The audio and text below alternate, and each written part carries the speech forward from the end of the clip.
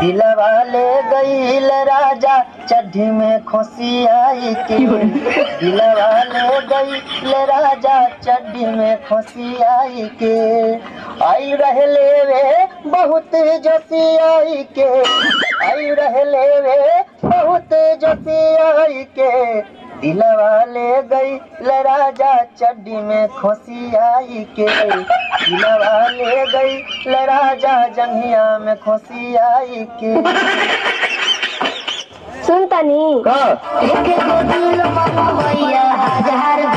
मत दिए मत दिए, अगर जब तो लोग दिल डालू तो माँ कसम मैं कुछ दिल में दिल कर रहे खिसियाई की बात करते रहे। जानते रहे सुरेशवा के गाय बच्चा देलस तो पूरा गांव घूम घूम के फेनुस बांटलस, लेकिन हमरा ना देलस। तोरो हुई नू तो हमहू पूरा गांव घूम घूम के फेनुस बांटम, लेकिन ओकरा सर के ना देंगे। चले जाओ यहाँ से, मत सताओ हमें। जानता मैं कौन हूँ? छिहत्तरी नु गे कोई बेरहरी में धरा गिल उतारा जानते नहीं यार, मोहिन छे तो माहौल बनैले बारू।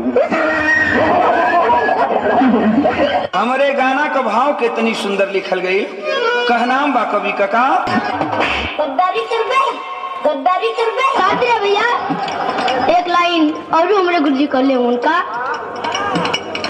क्या कर ले उन। और मैंने उस लम तुझे प्यार किया और तूने उस लम मुझे धोखा दिया, तूने किया ये क्यों किया।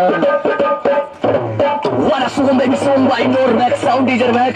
Yo, बोला बच्चन जी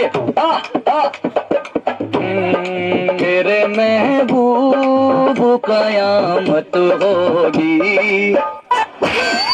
दो गला कहीं का